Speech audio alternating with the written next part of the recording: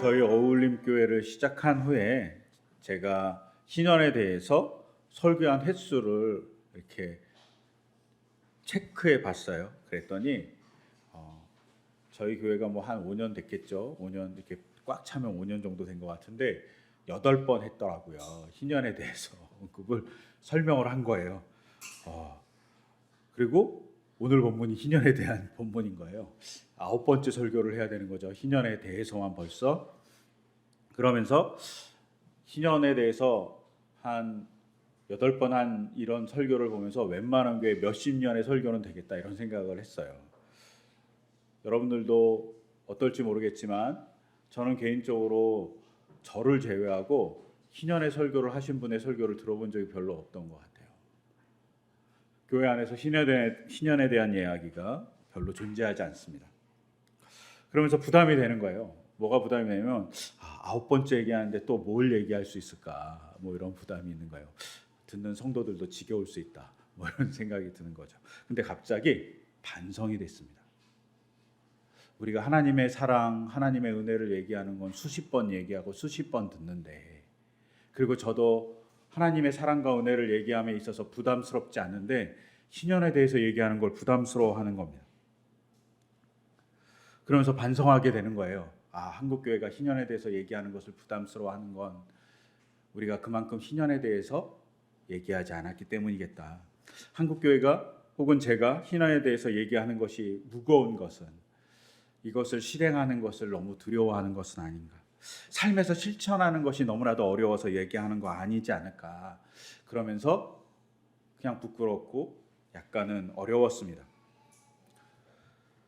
다른 교회보다 많은 신년에 대한 얘기를 하지만 더불어서 우리는 정작 신년에 대해서 실천하고 있는지 또한도 궁금했습니다. 뻔한 얘기하면서 우리가 정말 신년의 정신을 실천하고 있는지 반성이 되는 거예요. 그래서 되게 난감하더라고요. 그리고 부끄럽고 한번 넘어갈까 이런 생각이 들었어요. 26장으로 넘어가야겠다 뭐 이런 생각을 하다가 그럼에도 불구하고 25장을 이번 주 내내 혼자 이렇게 아침에 혹은 저녁에 와서 이렇게 조금 봤습니다.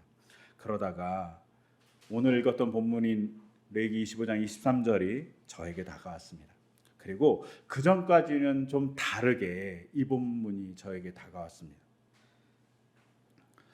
조금은 다르게 어떻게 다가왔냐면 되게 위로와 배려와 은혜로 다가왔습니다.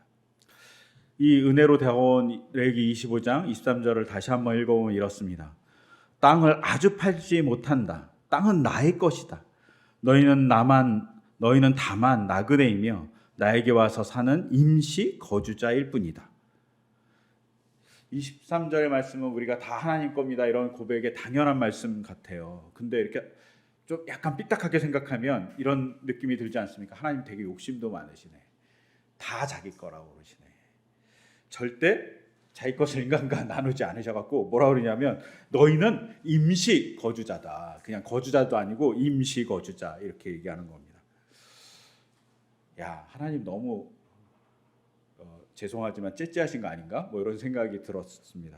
근데 이런 생각을 들다가 은혜와 배려와 위로가 저를 감싸줬습니다. 왜냐하면 신앙에 대해서 생각하면 뭐라고 생각해야 되냐면 신앙에 부담스럽지만 꼭 지켜야 될 절기, 사회적 경제적 문제를 해결할 수 있는 멋진 정의구현의 방향성, 아니면 약자를 보호하기 위한 하나님의 놀라운 울타리 같은 느낌으로 막 다가와요. 근데 제가 이번 주 그런 느낌으로 읽다가 저에게 다가온 느낌은 뭐냐면 집에서 엄마가 자녀들에게 맛있는 밥을 해주기 위해서 시장에 가서 정말 좋은 재료만 골라서 사서 그 재료를 가져다가 집에서 정말 맛있게 정성 들여서 요리를 해서 밥상을 차려준 느낌인 거예요.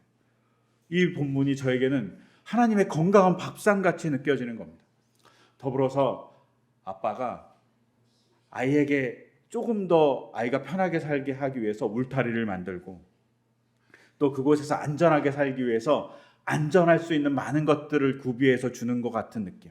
아빠의 안전함, 그것이 저에게 막 다가오는 겁니다. 왜 이렇게 다가왔냐면 여러분이 잘 아시듯이 이스라엘이 이 당시 살고 있었던 고대 근동지방은 신의 땅이 있었습니다. 신의 땅. 그 신의 땅은 대부분 지금으로 얘기하면 종교 부지죠. 성전이 있던, 신전이 있던 공간입니다. 그런데 그 공간 옆에는 항상 뭐가 있었냐면 농지가 있었습니다. 아니면 목초지가 있었습니다. 왜? 신전에 바쳐야 될 곡식과 신전에 바쳐야 될 고기들을 거기서 키웠습니다. 그 땅은 되게 거룩한 땅이었고 그 땅에서 생산된 것은 일반인은 절대 못 먹었습니다. 제사에만 사용된 것이죠. 그래서 거룩한 겁니다. 거룩한 공간에서 만들었으니까 일반에게 유출되지 않습니다. 약간 다른 이야기지만 가끔 이단이나 가끔은 요새는 교회들도 이런 일을 가끔 하는데 거룩한 자기들의 공간에서 나온 물이라고 아니면 뭐 물건이라고 막 팔아. 그러면서 이거 드시면 건강해져 이렇게 파시는 이단들 계시잖아요. 뭐 우리 동산에서 나온 물이에요. 뭐 우리 뭐 선지 동산에서 나온 땅에서 나온 곡식인데 거룩한 거 이렇게 파는 거죠. 고대 이스라엘의 관점 혹은 고대 근동의 관점에서는 이거는 얼토당토하는 일입니다. 그리고 신성 모독과 같은 일이에요. 이거는 성경적으로 봐서도 아니면 고대 근동의 문화로 봐서는 진짜 신성 모독을 하는 일입니다. 이거 하면 안 되는 거죠. 성경적으로 레이기의 입장에서 보면. 그러니까 이렇게 신의 영토나 종교 부지에서 만드는 것은 아주 절대적으로 누가 사용하냐? 제사장들 그리고 제사를 위해서만 사용됩니다. 근데 이 공간을 점유하고 있는 종교 부지는 대단히 부자였던 것을 알 수 있어요. 부자였던 걸 알 수 있는 증거가 창세기 47장에 나오죠. 요셉이 7년 풍년과 7년 흉년을 맞으면서 7년 흉년을 대비합니다. 근데 막 흉년이 한 2년째 되니까 사람들이 어떻게 됩니까? 막 자기 집도 팔고 땅도 팔고 심지어 자기의 자녀도 팝니다. 그리고 안 되니까 어떻게 합니까? 자기도 팔아요. 우리가 종입니다. 먹고 살게만 해주세요. 요셉한테 이렇게 부탁합니다. 그래서 요셉이 모든 이집트의 땅을 몰수했다고 되어 있습니다. 그런데 딱 한 군데만 몰수 못합니다. 누구의 땅? 제사장들의 땅입니다. 이집트 제사장들의 땅이 요셉이 몰수할 수 없는 땅인 거죠. 왜요? 그들은 이미 넓은 땅을 갖고 있고 녹봉도 많이 받고 부자였기 때문입니다. 전혀 뭐 이렇게 흉년에도 아랑곳하지 않는 곳이었던 거죠. 즉 제사장의 땅이 풍성했던 거죠. 이렇게 된 이유 중에 또 하나는 뭐냐면 제사장의 땅은 절대로 사고 팔 수가 없습니다. 고대 근동 그리고 이집트 모두 포함해서 그 당시 제사장의 땅 혹은 신의 땅이라고 불리는 성스러운 땅은 팔아서는 안 되는 공간이에요. 그러니까 한번 제사장이 사면 평생 영원히 제사장의 땅인 거죠. 이게 고대 근동만 그랬냐? 그렇지 않고요. 제가 찾아보니까 플라톤의 법이라는 책이 있었거든요. 이 법이라는 책의 147항에 이렇게 기록되어 있대요.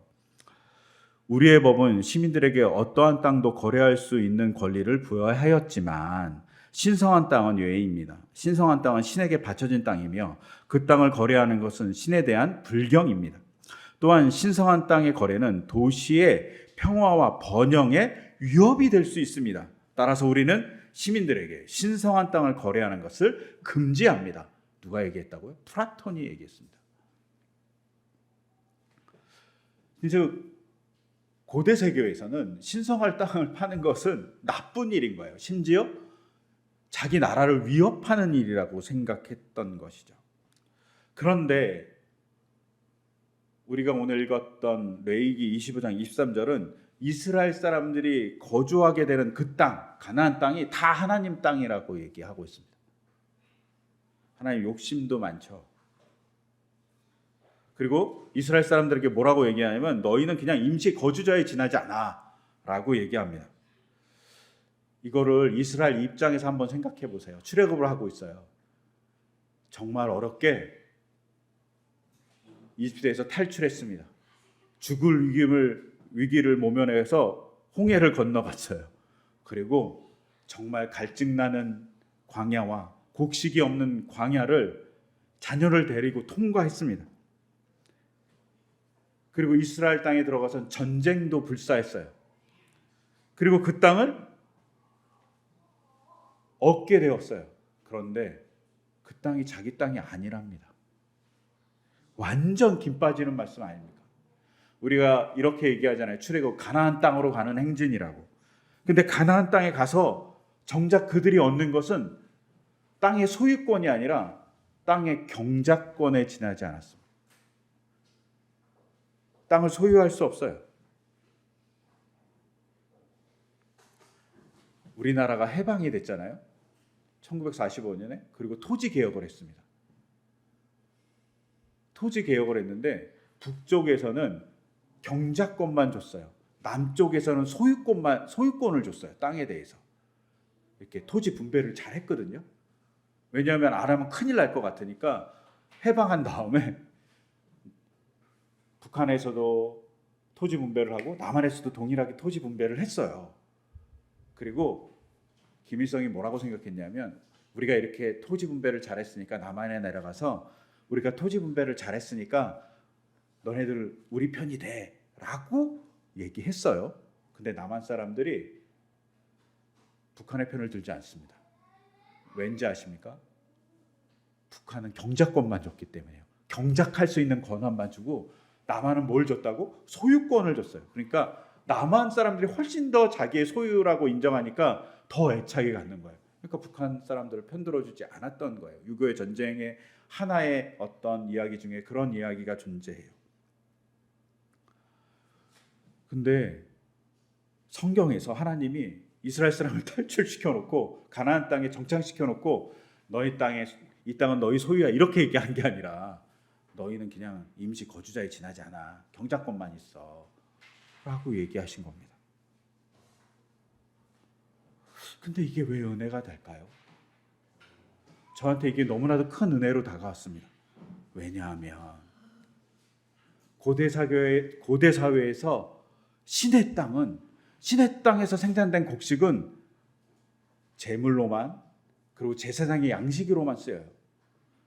그런데 오늘 본문에 의하면 내 땅이라고 얘기한 하나님 말씀 이전에 뭡니까? 땅을 거래하는 방법이 나옵니다. 약간의 경작권이죠.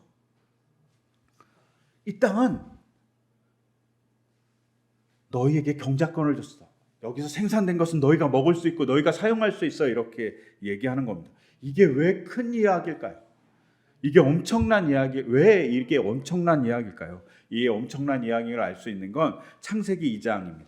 창세기 2장 15절을 보면 주님께서 아담과 하와를 창조하고 사람을 창조하고 이렇게 얘기합니다. 주님이 사람을 데려다가 에덴 동산에 두시고 그곳을 맡아서 돌보게 하셨다. 에덴 동산을 준 게 아니라 돌보게 하신 거예요. 경작하게 하신 거예요. 근데 그 주신 다음에 뭐라고 얘기하냐면 16절에 주 하나님이 사람에게 명하였다. 동산에 있는 모든 나무의 열매는 내가 먹고 싶은 대로 먹어라. 하나님의 땅이라고 생각되는 그곳에서 사람들은 거기서 생산된 걸 먹을 수 있는 권한이 있다고 얘기하는 겁니다. 즉 이런 에덴의 모습이 어디의 모습이라고요? 가나안 땅의 모습이라고 얘기하는 겁니다. 이스라엘 백성에게 뭐라고 얘기해 주는 거냐면 너희는 하나님과 같이 사는 아담과 하와가 하나님과 같이 살았던 그 에덴과 같은 곳에서 살 수 있어. 이집트를 탈출해서 내가 주는 땅에서 말이야 라고 얘기하시는 겁니다. 은혜인 거죠. 하나님이 신현을 얘기하면서 뭘 얘기하고 싶어 하냐면 사회 정의도 얘기하고 싶지만 이스라엘 백성에게 너희는 하나님의 땅에 사는 백성이야 라고 얘기해 주는 겁니다. 창세기에서 에덴은 어떤 곳입니까? 하나님과 아담과 이브가 하와가 하나님과 더불어 사는 공간이었어요. 근데 그런 공간이라고 얘기해 주는 겁니다. 고대 근동에는 제국주의와 군국주의가 넘쳐났어요. 왕이 다스리는 곳이에요. 그리고 그곳에서는 언제나 신성한 공간은 왕만 혹은 제사장만 다스릴 수 있는 공간이에요. 근데 창세기 2장은 그 공간에 대해서 뭐라고 그러냐면 백성이 사는 공간. 하나님과 더불어서 누가 사냐면 왕과 더불어 사는 것이 아니라 하나님을 믿는 백성들이 같이 사는 공간이라고 얘기하고 있어요. 근데 그런 공간을 이스라엘 사람이 회복하는 겁니다. 어디에? 가나안 땅에 말입니다. 이스라엘 사람들이 신의 영역인 가나안 땅에 들어가서 하나님과 더불어서 살아가는 것, 그것이 하나님께서 오늘 주셨던 레위기 25장 23절에서 말하고 있는 모습입니다. 너희는 그냥 거주민이야 하라고 이렇게 천시하는 것이 아니라, 하나님 꼭 악덕 임대업자 같이 얘기하는 것이 아니라 너희를 에덴으로 초대해라고 얘기하는 겁니다. 그리고 너희는 그 에덴에 사는 하나님의 백성이라고 얘기해 주는 겁니다. 저에게 이것이 은혜로 다가왔습니다. 그리고 이것이 은혜로 더 다가오는 것은 예수님이 이 땅에 오셔서 첫 번째 설교하신 것이 천국이 가까웠다, 하나님 나라가 가까웠다는 겁니다. 하나님 나라가 뭡니까? 하나님이 다스리는 나라입니다. 그런 하나님의 다스리는 나라, 그 나라에 누가 산다고요? 우리가 살 수 있다라고 얘기하는 거죠. 하나님과 더불어서 살아가는 공간이 우리에게 주어졌다고 얘기해 주시는 겁니다. 그러니 그 하나님이 우리의 많은 것을 들어주시고 해결해 주실 거라고 얘기하고 있는 것이 레위기 25장 23절에 숨겨진 또 하나의 하나님의 호소이지 않을까 저에게 다가왔습니다. 그러면서 우리가 이 하나님의 나라에서 잘 살기 위해서 갖춰야 될 생각이 두 가지가 있습니다. 하나는 땅의 주인이 우리가 아니라는 겁니다. 우리가 절대로 우리 공간과 우리가 살아가는 곳의 주인이 아닙니다. 우리가 살아가는 곳의 주인은 하나님이십니다. 우리가 가끔 집을 빌려서 살 때가 있잖아요. 집을 사신 분도 계시지만 빌려서 사는 곳에 계시는 분들도 계시잖아요. 근데 집을 빌려서 살 때 어떻습니까? 집을 훼손하는 거 되게 겁나지 않습니까? 못 하나 박는 것도 제대로 박을 수 없습니다.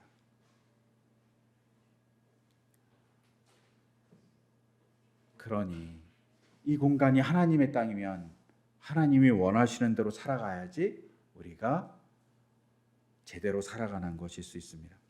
우리가 하나님이 원하시지 않는 대로 우리가 주인이라고 생각해서 발생한 게 뭡니까? 전쟁 같은 겁니다. 내가 주인이니까 땅 따먹게 하는 거예요. 내가 주인이니까 저 땅을 빼앗아서 내 걸로 만들어야지 라고 생각하는 겁니다. 또 뭡니까? 아담과 하와가 마음대로 막 선악과를 따먹잖아요. 그와 마찬가지로 마음대로 하나님의 자연을 훼손하는 겁니다. 우리가 자연을 그렇게 마음대로 파괴했습니다. 우리가 주인이라고 생각했기 때문입니다. 주인인 것을 내려놓으면 하나님이 원하시는 게 뭔지 듣는 자세가 됩니다. 하나님이 원하시는 건 그 자세를 원하시는 거죠. 그리고 두 번째, 하나님이 원하시는 것이 있습니다. 두 번째, 하나님이 원하시는 것은 오늘 읽었던 땅에 대한 거래에 있습니다. 14절부터 시작해서 18절까지 땅의 거래에 대한 내용이 나옵니다. 땅을 어떻게 거래합니까? 땅을 거래할 때 희년이 기준이 됩니다. 그래서 매년 한 10 정도의 소출이 나오면 희년까지 남아있는 횟수가 50년이다. 그러면 땅을 500에 거래해야 되는 겁니다. 근데 희년까지 남아있는 횟수가 40년이다. 그러면 땅을 400에 거래해야 됩니다. 그러면 10년밖에 안 남았으면 희년까지 얼마에 거래할까요? 그렇죠. 100에 거래합니다. 그럼 1년만 남았으면 10에 거래합니다.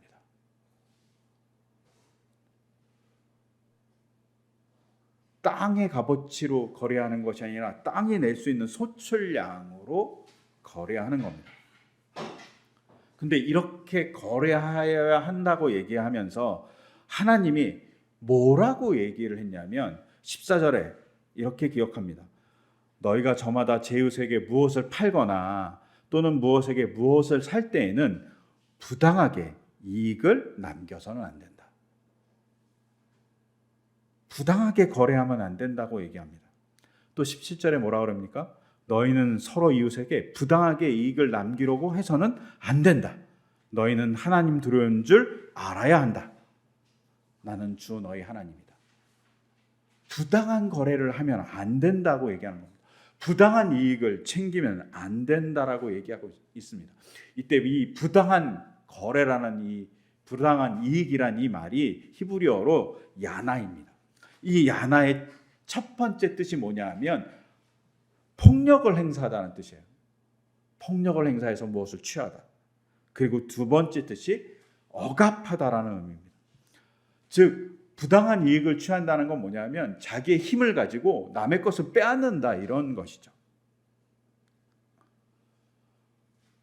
자기의 힘을 가지고 남의 것을 뺏는 것을 하지 말아라. 뭘 보고? 희년을 기준으로 보고. 그래야지 너희는 뭐라고 얘기하냐? 하나님 나라에 사는 백성이다라고 얘기합니다. 오늘 18절에서 보면 그러므로 너희가 내가 세운 규례를 따라 살고 내가 명한 법대로 지켜서 그대로 하여야 한다. 그래야만 그 땅에서 너희가 안전하게 살 수 있다라고 얘기합니다. 안전하게 사는 조건이 뭡니까? 부당한 이익을 취하지 않는 겁니다. 여러분, 우리가 부당한 이익을 취하지 않나요? 생각해 볼 필요가 있습니다. 오늘날 많은 부당한 이익을 취합니다. 그 부당한 이익을 취하는 걸로 병든 나라가 우리나라잖아요. 그 대표적인 게 뭡니까? 집입니다. 너무 부당하지 않습니까? 너무 부당한 그 이익을 취하는 집 때문에 어떻게 됩니까? 청년 세대가 집을 구할 수 없게 됐습니다. 이게 우리의 현실입니다.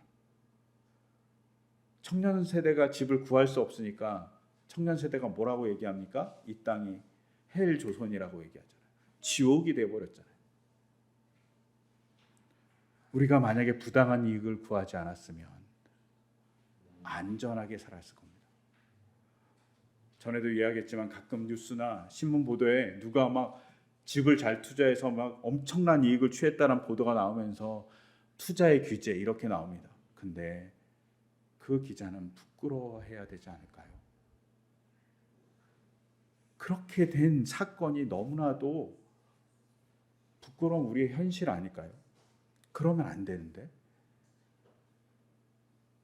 정당한 노동이 없는데 이익을 그렇게 취하는 겁니다. 자랑할 것이 아닌데 자랑하는 것이죠. 근데 교회에서도 공공연하게 이것을 자랑하는 교회들도 있죠. 심지어 제가 언젠가 있었던 교회는 부동산을 팔아서 교회를 진짜 이렇게 얘기하신 분들도 계셨어요. 머리를 둘 수 없죠. 너무나도 창피하죠. 이것에 대해서 부끄러워하는 성도들도 되게 많았습니다. 우리가 부당한 이익을 취하지 않는 사회를 만들어가는 일이 중요합니다. 그러려면 어떻게 됩니까?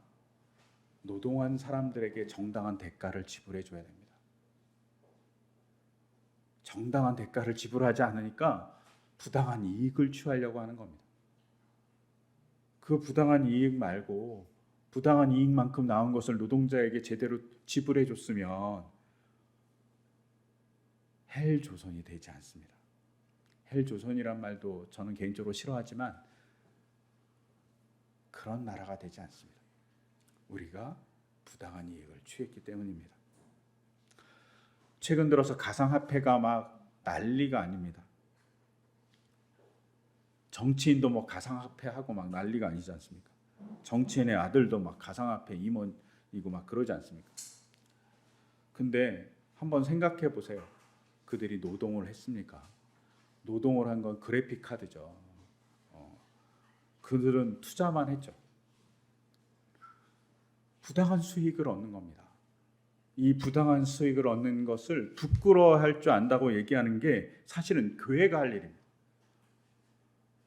부당하다고, 잘못됐다고 선언하는 것이 신년의 정신이겠죠.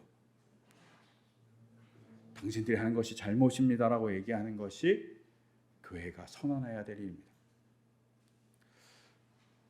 그런데 교회가 그런 일들에 대해서 침묵하는 것이죠. 부당한 이익을 취하지 않으려고 노력하는 겁니다. 부당한 이익이 이런 것만 있겠습니까? 우리가 회사에서 우리에게 갖는 부당한 이익들이 있습니다. 혹은 내 편의를 위해서 부당한 이익을 가질 수 있습니다. 혹은 아이들도 부당한 이익을 갖죠. 자기가 가진 게 뭐라고? 부모에게 많은 부당한 이익을 받습니다. 부모들도 자녀들에게 부당한 이익을 받을 수도 있습니다. 우리가 생각해 봐야 됩니다. 우리는 부당한 이익을 갖고 있지 않는지. 성경은 이렇게 얘기합니다. 하나님이 주신 그 하나님의 나라에 살려면 두 가지를 기억해라. 네가 이 땅의 주인이 아니라는 것, 그리고 부당한 이익을 취하려는 너의 마음을 잘 들여다보라는 것. 그것을 잘하면 하나님이 기뻐한다고 얘기합니다. 오늘 읽었던 요한 3서 4절에 이렇게 기록되어 있습니다. 내 자녀들이 진리 안에서 살고 있다는 소식을 듣는 것보다 더 기쁜 일이 나에게 없습니다. 요한의 이야기겠지만 하나님의 이야기이지 않겠습니까? 하나님의 자녀들, 하나님의 나라의 백성들이 진리 안에서 살고 있다는 그 소식을 듣는 것보다 하나님께 더 기쁜 일이 있겠습니까? 라고 바꿔서 얘기할 수 있습니다. 하나님 우리에게 율법을 주신 이유는 하나님의 나라에서 기쁘게 살게 하기 위해서입니다. 그리고 그것 때문에 공동체가 같이 잘 살게 만들어주기 위해서입니다. 우리가 그런 걸 실천하는 교회이기를 소망합니다. 내가 갖고 있는 재산이 내게 아니라고 생각하면서 살아가기를 소망합니다. 제가 옛날에 부목사 때 공포한 게 하나 있었어요. 뭘 공포했냐면 저는 집을 갖지 않겠다고. 근데 제가 집을 가져버렸네요. 어쩔 수 없었어요. 핑계이지만. 근데 그 집이 제게 아니라고 생각하면서 살아가려고 노력합니다. 지금 살고 있는 집도 제게 아닙니다. 그러니까 제게 아니니까 제게 아닌 걸로 살아가려고 합니다. 제가 월급을 받습니다. 분명 제가 노동해서 얻었지만 그것은 하나님께서 주신 것이니 제 것이기도 하지만 제 것이 아니기도 합니다. 우리 거 다 그러지 않을까요? 다 제 것이기도 하지만 제 것이 아니기도 합니다. 다 주인은 하나님 거죠. 우리가 청지기에 지나지 않습니다. 그리고 하나님의 선한 청지기가 되기를 소망합니다. 그 방법의 첫째, 부당한 이익을 취하지 않는 것, 내가 주인이 아니라는 것을 항상 생각하며 하나님 이것을 어떻게 사용할까요? 라고 언제나 물어보면서 살아가는 저랑 여러분이 되기를 소망합니다. 그때 우리는 이 땅에 하나님 나라를 구현하는 도구가 될 것입니다. 그런 도구가 되게 해달라고 우리 이 시간 같이 기도하겠습니다. 제가 기도하겠습니다. 하나님, 저희는 저희가 갖고 있는 재산이, 저희가 갖고 있는 재능이 다 저희 것 같습니다. 하지만 하나님은 그것은 내가 준 거라고, 너희는 임시 거주자에 지나지 않는다고 얘기합니다. 그 하나님의 말씀을 우리가 잊지 않기를 소망합니다. 그리고 그 재주와 그 재산으로 우리가 부당한 이익을 취하지 않으며 그 부당을 취하기 위해서 폭력을 행사하지 않기를 소망합니다. 그리고 그것을 통해서 하나님께서 이 땅에 나와 더불어 사는 그 감격한 순간을 우리가 경험하고 하나님이 더불어서 살면서 나를 보호해 주시는 놀라운 역사를 눈으로 귀로 보고 듣기를 소망합니다. 또 우리가 만지기를 소망합니다. 그럼 우리가 될 수 있도록 주님 인도하여 주시옵소서. 이 모든 것 주 예수 그리스도의 이름으로 기도드립니다. 아멘.